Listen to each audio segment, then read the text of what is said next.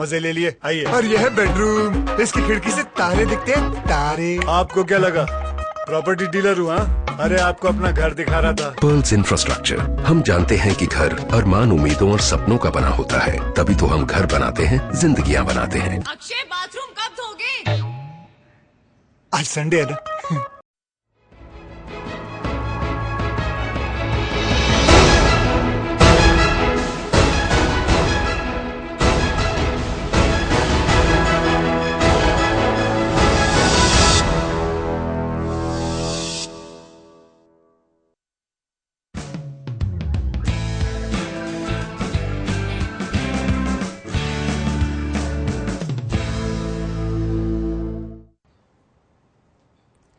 देश में इन दिनों इंडियन प्रीमियर लीग का खुमार है। युवाओं को मैच दर मैच रोमांच का तड़का मिल रहा है, तो देश की राजनीति भी इससे अछूती नहीं है।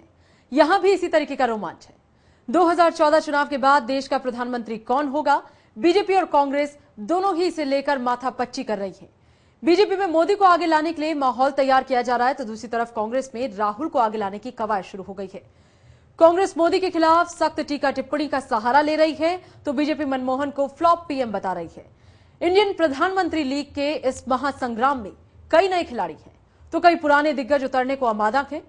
नमस्कार, मैं हूं वंदना चंदेल और आप देख रहे हैं न्यूज लाइन।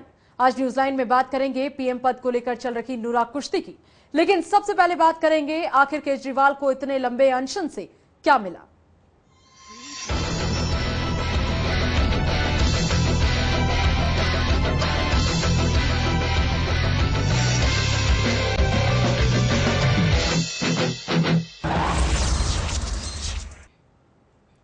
जिस केजरीवाल ने अन्ना के साथ मिलकर लोकपाल की लड़ाई को निर्णायक मोड़ पर छोड़ा था, वो केजरीवाल बिना अन्ना के कोई कमाल नहीं दिखा पाए।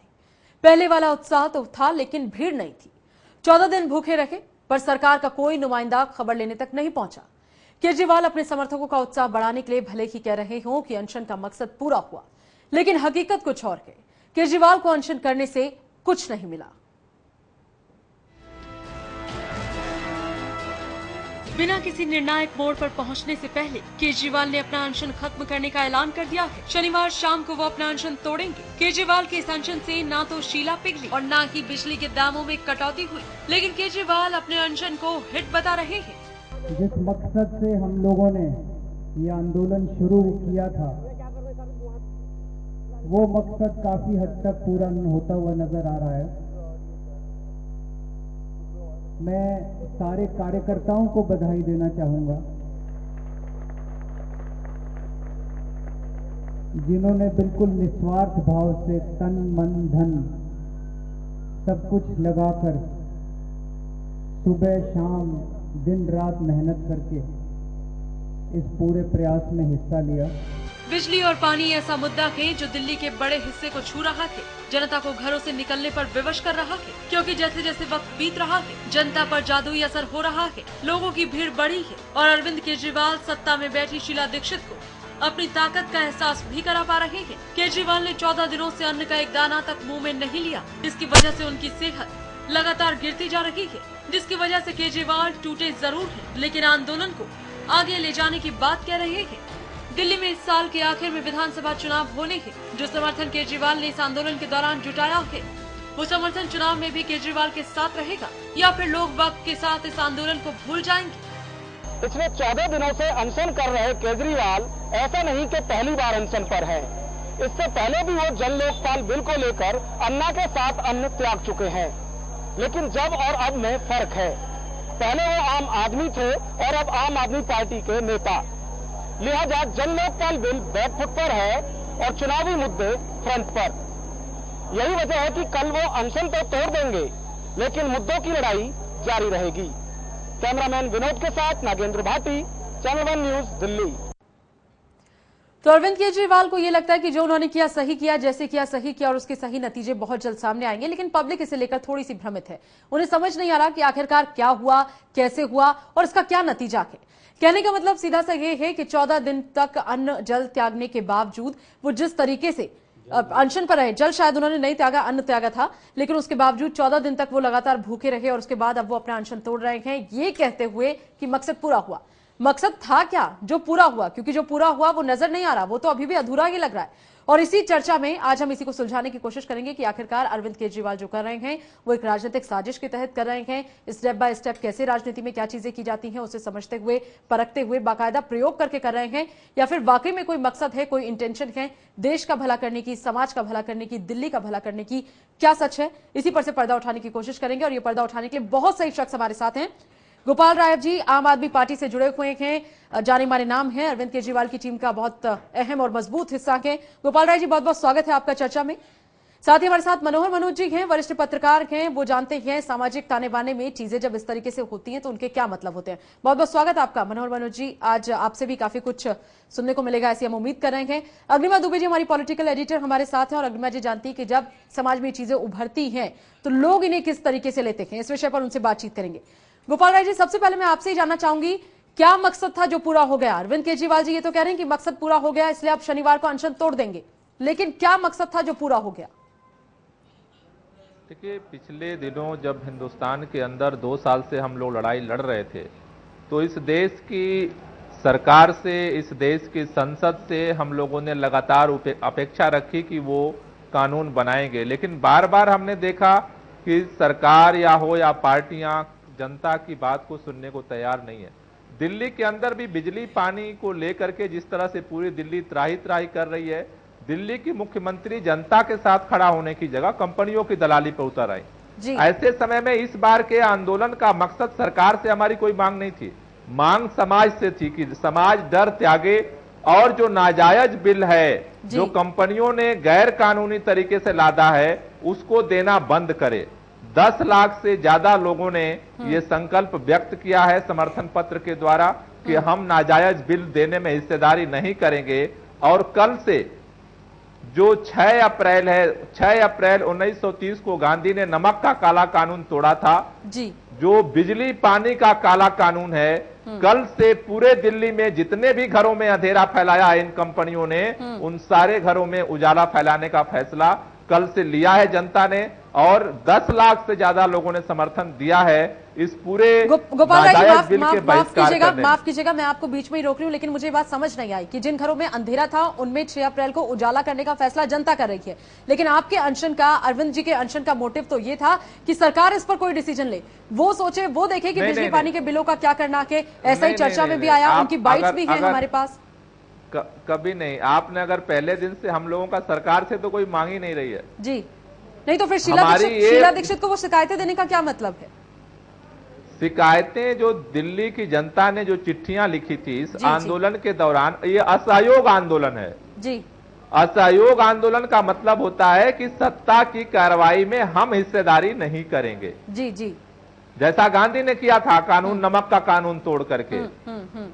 जो 8 लाख से ज्यादा लोगों ने जो विरोध पत्र लिखा था, वो पत्र शीला दीक्षित के नाम जनता ने जो लिखे थे, वो पत्र शीला दीक्षित के पास उस दिन लेकर के गए थे लोग, शीला दीक्षित ने नहीं लिया, और आगामी दिनों में भी उस पत्र को शीला दीक्षित को दिया जाएगा। वो इसलिए है कि शीला दीक्षित को भी पता चले कि जनता अब उनके गलत कामों में सहयोग देने के लिए तैयार ठीक है, मैंने ये भी मान लिया। आप मुझे ये बताएं 6 अप्रैल को एग्जैक्टली क्या होने वाला है, क्या करने वाले हैं आप लोग, जिसे कहकर अरविंद जी ये कह रहे हैं कि मकसद हमारा पूरा हो गया? नहीं, कल तो दिल्ली में जितने कनेक्शन कटे हुए हैं वो सारे जोड़े जाएंगे जी। कितने ऐसे कनेक्शन है गोपाल राय जी? नहीं, ये तो अलग अलग जगहों पर अलग अलग तरीके से लोगों का रिपोर्ट आ रही है। अभी हम लोगों का आज अनाउंसमेंट हो रहा है, कल तक कितने कनेक्शन की सूचना आती है उस हिसाब से वो डिसाइड होगा। तो कल वो सारे कनेक्शन आप लोग, आपकी टीम जो है वो जोड़ने का काम करेगी? नहीं, जगह जगह लोग, जिन लोगों ने समर्थन दिया वो भी इकट्ठा होकर के जोड़ रहे हैं, वो अगर नहीं जोड़ पाएंगे तो हम जाके जोड़ेंगे। चलिए, बहुत अच्छा है। हमारे साथ मनोहर मनोज जी हैं। मनोहर मनोज जी, आपको लग रहा है ये कोई मुहिम हुई या ये किसी तरीके का इफेक्टिव चीज होने वाली है, इससे कोई चेंज, कोई बदलाव होने वाला है? देखिए, दिल्ली में बिजली के दामों में मीटर की जो फास्ट जो रनिंग है और जो दिल्ली में जो निजीकरण की वजह से जो एक तरह से मोनोपोली और डुओपोली है, जो इलेक्ट्रिसिटी डिस्ट्रीब्यूशन कंपनीज हैं, जैसे हमारे सामने TRAI के रूप में टेलीकॉम का बहुत बढ़िया मॉडल आया। तो इस तरीके से अगर बिजली डिस्ट्रीब्यूशन को अगर निजीकरण किया गया तो उसमें अगर मल्टीपल अगर प्लेयर होते तो कंपटीशन होता और जनता को फायदा होता। लेकिन जो आप पार्टी जिनका मूल मकसद है कि दिल्ली में वो विधानसभा चुनाव लड़ना चाहते थे, भ्रष्टाचार से इनकी मुहिम शुरू हुई इस जमात की, और वह भ्रष्टाचार जो केवल लोकपाल तक केंद्रित रहा, वह भ्रष्टाचार जो देश के कम से कम 50 सुधारों से जुड़ा हुआ मुद्दा है। आज ये लोग दिल्ली में अपनी राजनीति कर रहे हैं, राजनीति करने की पूरी एक तरह से इन्होंने प्लानिंग की है। लेकिन मनोज जी, राजनीति के लिए 14 दिन कोई आदमी भूखा रहेगा, आपको लगता है? महज राजनीति करने के लिए और भी बहुत सारे तरीके हो सकते हैं। देखिए, अरविंद केजरीवाल अति महत्वाकांक्षी आदमी हैं और गांधी से तुलना करना बिल्कुल एक तरह से मैं इसे अनुचित मानता हूं। अरविंद केजरीवाल, गांधी बहुत सारे रचनात्मक कार्यक्रम लेकर चलते थे। उन्होंने जो है पूरे लाइफ में, अपने पॉलिटिकल लाइफ में केवल 2 या 3 बार अनशन किया। बाकी समय उनका इतना व्यापक रचनात्मक कार्यक्रम था, इतना सकारात्मक कार्यक्रम था, इतना जनता से जुड़े हुए वो कार्यक्रम थे जो उनको कहीं से ढकोसलाबाज नहीं ठहराता था। और आज गांधी के नकल में आजकल की जो मॉडर्न राजनीतिक जमात है वो राजनीतिक रूप से चर्चित होना चाहती हैं या अपनी जो है राजनीतिक कैरियर बनाना चाहती हैं। तो मुझे लगता है कि ये बड़ा आनंद फानंद में किया गया है। दिल्ली में बिजली का मुद्दा जरूर है, लेकिन जिस तरीके से भ्रष्टाचार और लोकपाल के आंदोलन करने वाले लोग अचानक रातों रात राजनीतिक महत्वाकांक्षी हो गए और अचानक जो है एक तरह से नेता बनने की जो कवायद शुरू हुई, अब आज मीडिया ही कह रहा है कि जो है पहले की तरह भीड़ नहीं है। कई लोग ये कह रहे हैं कि मीडिया शेम है।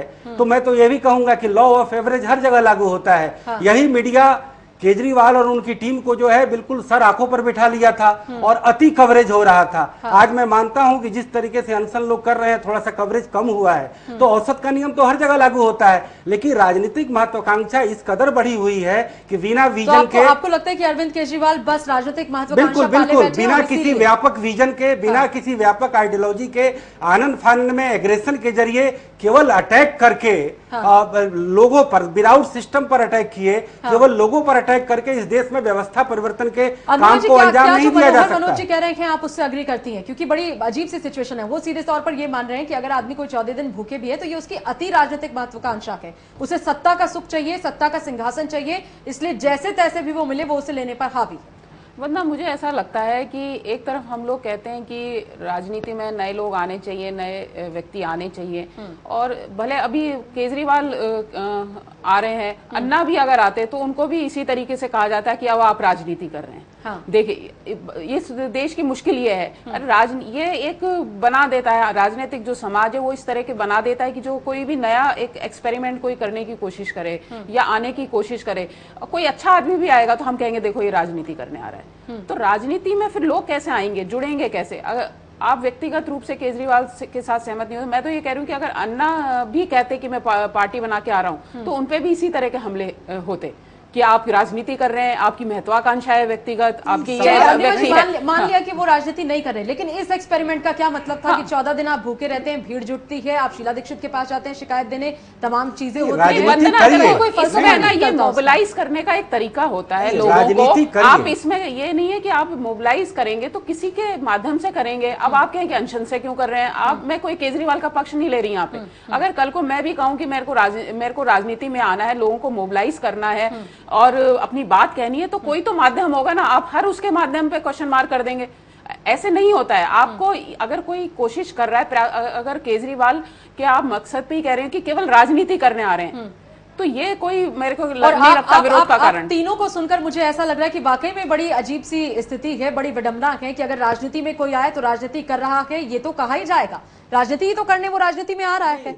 लेकिन मनोज जी, हमने आपको भी सुना और आपके व्यूज भी मैं लूंगी। फिलहाल एक छोटा सा कमर्शियल ब्रेक है, बहुत जल्द वापसी करेंगे और तब जानेंगे कि आखिरकार केजरीवाल जो कर रहे हैं ये पर्दे के पीछे क्या चल रहा है, पर्दे के सामने क्या है, इस मुहिम का कोई फलसफा है या महज इसके पीछे उनके ही विकास की अवधारणा है। छोटा सा ब्रेक और बहुत जल्द वापसी।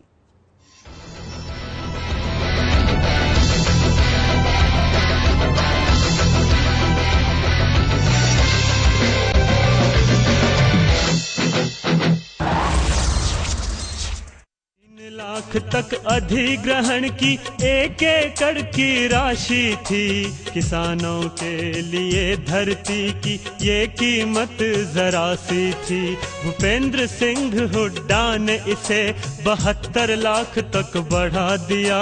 33 साल तक दे रॉयल्टी, किसान शिखर पे चढ़ा दिया।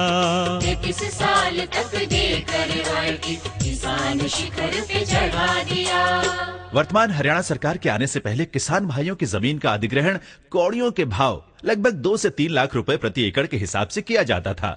माननीय मुख्यमंत्री श्री भूपेंद्र सिंह हुड्डा ने पूरे प्रदेश में जमीनों के न्यूनतम फ्लोर रेट निर्धारित किए और प्रदेश में कुल 6 जोन बनाए गए, जिसके अनुसार प्रदेश के किसानों को भूमि अधिग्रहण के बदले 21,60,000 से लेकर 72 लाख रुपए तक प्रति एकड़ मुआवजे के रूप में मिल रहे हैं। इतना ही नहीं, किसानों को मुआवजे के साथ साथ 21,000 रुपए प्रति एकड़ हर साल 33 सालों तक रॉयल्टी भी मिलेगी, जिसमें 750 रुपए प्रति वर्ष की बढ़ोतरी भी होगी। और यदि किसान की भूमि का SEZ और टेक्नोलॉजी पार्क के लिए अधिग्रहण किया जाएगा तो रॉयल्टी की राशि 42,000 रुपए प्रति एकड़ 33 सालों तक मिलेगी, जिसमें 1,500 रुपए की प्रति वर्ष बढ़ोतरी होगी। विकास की प्रक्रिया में किसानों को भागीदार बनाने के लिए अब हमने लैंड पूलिंग जैसी अनूठी स्कीम बनाई है। इस स्कीम में यह इंतजाम किया गया है कि जिस किसान की भूमि का अधिग्रहण होता है वह या तो मुआवजा ले सकता है या मुआवजे की एवज में विकसित भूमि ले सकता है। ऐसा घर आपने नहीं देखा होगा, संभाल के पोछा मारा अभी। आइए, वो भाई साहब ये देखिए हॉल, ये देखिए चिल्ड्रंस रूम, देखिए कितना बड़ा है। आपके बच्चे खेलते खेलते थक जाएंगे। हो गया, मजे ले लिए। आइए। और यह है बेडरूम, इसकी खिड़की से तारे दिखते हैं, तारे। आपको क्या लगा प्रॉपर्टी डीलर हुआ? अरे आपको अपना घर दिखा रहा था। पर्ल्स इंफ्रास्ट्रक्चर, हम जानते हैं कि घर अरमान, उम्मीदों और सपनों का बना होता है, तभी तो हम घर बनाते हैं, जिंदगियां बनाते हैं। अक्षय बाथरूम कब धोगे? आज संडे है ना। गन्ने के दामों के बारे में बात कहूँ मैं खास, अपने कार्यकाल में गन्ने का दाम चढ़ा दिया आकाश। भूपेंद्र सिंह हुड्डा ने, भूपेंद्र सिंह हुड्डा ने, भूपेंद्र सिंह हुड्डा ने, भूपेंद्र सिंह हुड्डा ने। जहां पिछली सरकार ने 6 वर्षों के शासनकाल के दौरान गन्ने के दामों में केवल 22 रुपए प्रति क्विंटल की बढ़ोतरी की थी, वहीं हुड्डा सरकार ने अपने कार्यकाल के दौरान गन्ने के दामों में 159 रुपए की बढ़ोतरी कर इसे 276 रुपए प्रति क्विंटल तक पहुंचा दिया, जो देश में सर्वाधिक में से एक है। मुख्यमंत्री चौधरी भूपेंद्र सिंह हुड्डा ने चालू वित्त वर्ष में एक साथ 45 रुपए प्रति क्विंटल की वृद्धि की, जो देश में सर्वाधिक है।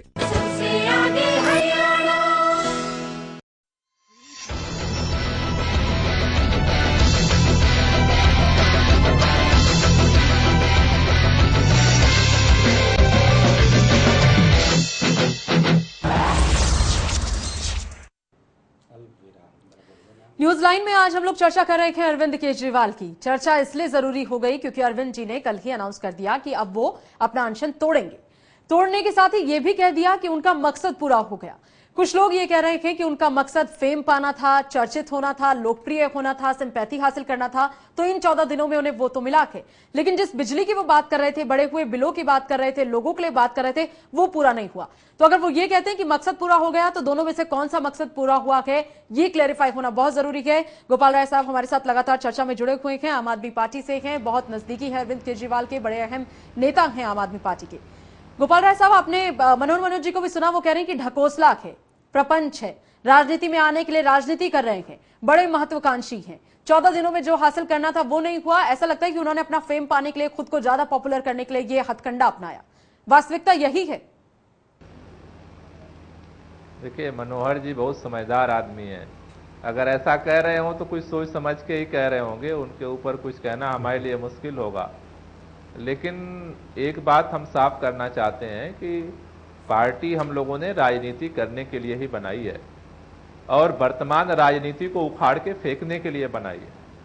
उनको समझ में नहीं आ रहा है कि जो पिछले 2 साल से जो लड़ाई भ्रष्टाचार की हम लोग लड़ रहे हैं, लड़ते लड़ते जन लोकपाल के लिए गिड़गिड़ाते गिड़गिड़ाते हम लोगों को अच्छी तरह समझ में आ गया कि भारतीय संसद और विधानसभा में बैठी हुई कोई भी राजनीतिक दल भ्रष्टाचार मुक्त भारत बनाने के लिए तैयार नहीं है, जनता के दुख दर्द में उसके निजात के लिए तैयार नहीं है। इसीलिए पार्टी बनाई गई है। राजनीति हम करेंगे और जम के करेंगे। और इस राजनीतिक जो वर्तमान सिस्टम और व्यवस्था है उसको उखाड़ करके फेंकेंगे। वो अंबानी की राजनीति कर रहे हैं, वो कंपनियों की दलाली कर रहे हैं, हम जनता की आवाज उठा रहे हैं। उनका पक्ष वो कंपनियों के साथ खड़ी हुई है, हम जनता के साथ खड़े हैं। तो एक नए तरह का आंदोलन, नए तरह के प्रयोग, नए तरह के अस्त्रों से ये राजनीति खड़ी हो रही है। ये ज्यादा समझदार लोगों को कम समझ में आएगी, धीरे धीरे समझ में आएगी। ज्यादा समझदार लोगों को कम समझ में आ रही है। मनोज जी इस पर शायद कुछ कहना चाह रहे हैं। जी देखिए, गोपाल जी ने जो बात कही है शाब्दिक रूप से बिल्कुल सच बात है।